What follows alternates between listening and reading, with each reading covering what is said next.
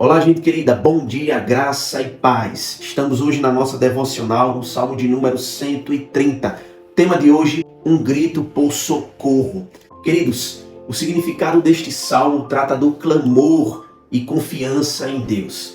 Este salmo é um clamor pela misericórdia de Deus para com seu povo. Nós não sabemos quem é o autor do salmo. O fato é que o autor está passando aqui por uma grande tribulação em sua alma e busca a Deus lá do fundo do poço por uma ajuda, procurando o perdão de Deus, e em seguida ele busca exortar os seus companheiros a fazerem o mesmo. Eu gostaria de ler com vocês o versículo de número 1 e 2 que diz: Das profundezas clamo a ti, Senhor. Escuta, Senhor, a minha voz. Estejam alertas os teus ouvidos às minhas súplicas. Das profundezas clamo a ti, Senhor. O salmista ele já diz em qual situação ele está. Situação de perigo, de calamidade, talvez de uma angústia profunda. O salmista aqui, meus irmãos, está expressando a experiência pessoal depois de ter caído talvez em pecado. E é aqui onde ele se humilha diante de Deus e busca a sua ajuda por restauração. O salmista está vivenciando uma das mais profundas tristezas da sua vida, porque tanto ele como o povo caiu em iniquidade, é o que diz o versículo de número 3. Se observares, Senhor, iniquidade, quem subsistirá? E no versículo 8 também ele diz: é ele quem redime Israel de todas as suas iniquidades. Sabe, meus irmãos, é isso que devemos fazer quando porventura caímos em pecado. Devemos encontrar no Senhor o nosso refúgio. E mesmo que ainda você esteja no fundo do poço, você deve clamar a Deus. Como ele diz no versículo 2, escuta, Senhor, a minha voz.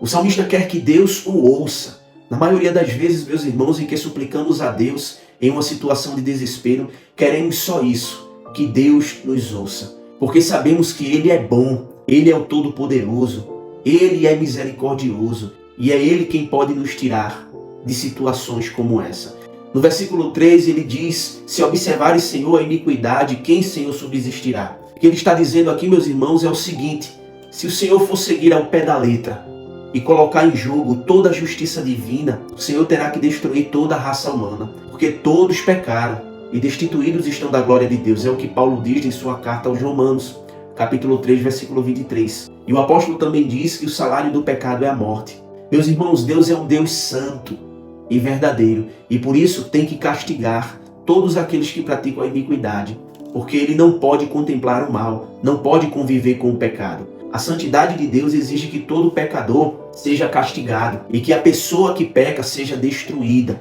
Era isso que acontecia no Antigo Testamento.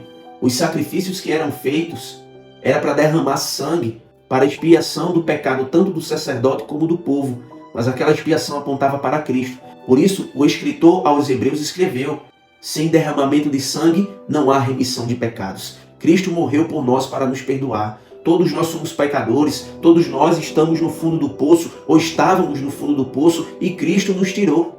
Cristo nos libertou. Ele nos libertou do império das trevas e nos transportou para a maravilhosa luz. No versículo de número 4, o salmista entende que o perdão dos nossos pecados está com o Senhor. Ele diz: contigo, porém, está o perdão, para que te temam. Meus queridos, só Deus tem poder para perdoar pecados. Até os fariseus na época de Jesus entenderam isso quando Jesus curou o paralítico. Eles disseram: quem é este que pode perdoar pecados, senão Deus? Eles entendiam que só Deus pode perdoar pecados, só não entendiam naquela época que Jesus era o próprio Deus. E portanto tinha poder para perdoar os pecados, como também para fazer o paralítico se levantar e andar. Só Deus tem poder para isso. O perdão não está com os homens, não está com os falsos deuses. O perdão está com o Senhor. Todo pecado é contra Deus e por isso só Ele tem poder de perdoar, porque Deus é o único que é ofendido pelo nosso pecado. Lembre-se do Salmo 51, quando Davi escreveu, no contexto em que ele havia adulterado e havia matado Urias, onde ele ora clamando a Deus: Senhor, eu pequei contra ti somente fiz o que é mal perante os teus olhos, de maneiras que serás puro no teu falar e justo no teu julgar. Mas o salmista, além de dizer que o perdão está com o Senhor, ele diz também: para que te temam. E temer a Deus aqui não é ter medo dele. Ora, como iremos temer a alguém que nos perdoa? Temer aqui significa respeitar. É um amor respeitoso por Deus. É uma adoração ao Senhor, uma veneração por Ele. Depois de ter orado, se confessando ao Senhor, o salmista nos versículos de número 5 e 6 entra num estado de espera e expectativa pelo que Deus vai fazer. É como se ele orasse, se confessasse e dissesse: e agora? O que é que o Senhor vai fazer? Então ele diz: aguardo o Senhor. A minha alma o aguarda. Eu espero na sua palavra. A minha alma anseia pelo Senhor. Amém. Meus irmãos, quantas vezes pedimos a Deus coisas que realmente não esperamos que Ele vá de fato fazer? Muitas vezes oramos e nos esquecemos do que pedimos, achando que Deus não está nem aí para a nossa oração. Porém, o salmista aqui, depois de ter argumentado com Deus, ele se coloca em um estado de espera. Eu vou aguardar. Eu vou aguardar pelo que o Senhor vai fazer. Eu vou aguardar pelo perdão do Senhor. Talvez você esteja orando por algo na sua vida. Eu quero te dizer: aguarde, espere. Deus vai fazer, Deus vai responder. Agora é preciso aguardar com fé, sabendo que Ele vai fazer. Por isso o salmista conclui nos versículos 7 e 8, dizendo que Israel teria que esperar no Senhor, pois o Senhor é misericordioso, e nele há copiosa redenção. É Ele quem redime a Israel de todas as suas iniquidades. Veja, em primeiro lugar, ele diz que no Senhor há misericórdia. Deus é um Deus de misericórdia. As misericórdias dele se renovam a cada dia, porque grande é a sua fidelidade. Em segundo lugar, o salmista nos diz que Deus é quem perdoa. No versículo 7 ele diz: nele há copiosa redenção, ou seja, abundante redenção. Deus redime, perdoa e recebe pecadores e faz isso com abundância, porque ele tem prazer em perdoar. Na primeira carta de João, capítulo 1, versículo 9, o apóstolo diz: se confessarmos os nossos pecados, Ele é fiel e justo para nos perdoar os pecados e nos purificar de toda injustiça. O salmista também nos ensina, meus irmãos, que Deus é o Deus de Israel, é o Deus do seu povo.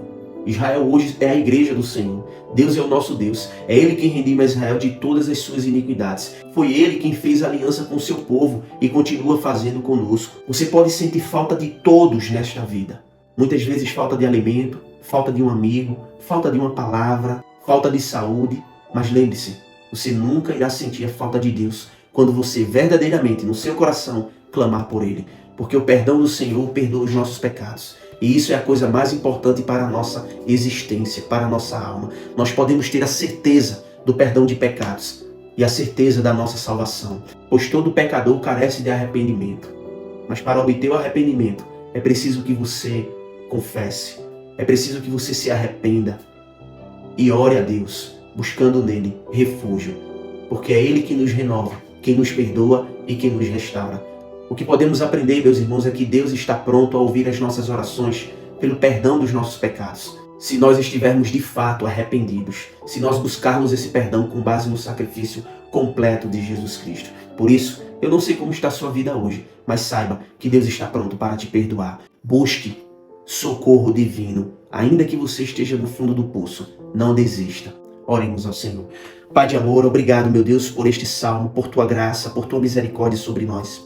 Obrigado porque temos o Senhor como nosso Redentor e Salvador, e isso nos alegra. Ó Pai, enquanto estivermos aqui, iremos correr o risco de pecar. Esse não é o desejo do cristão, mas caso isso aconteça por algum acidente, que o Senhor nos dê um coração disposto a clamar, ainda que estejamos no fundo do poço, pois sabemos que o Senhor irá nos ouvir e nos trazer redenção, pois o Senhor é quem nos garante a alegria da salvação, mesmo em tempos difíceis, de tristeza e de angústia. Tu és aquele que nos redime e que nos salva. Que o Senhor abençoe esta pessoa que está ouvindo esta palavra. E que se por acaso ela esteja vivendo momentos difíceis, que a alegria da salvação possa ser restituída no coração de cada uma pessoa neste momento. Em nome de Jesus nós oramos e te agradecemos. Amém. Deus abençoe a sua vida, a sua família. Compartilhe esta palavra. Vamos juntos propagar o Evangelho da Paz. E até o próximo vídeo, se Deus quiser.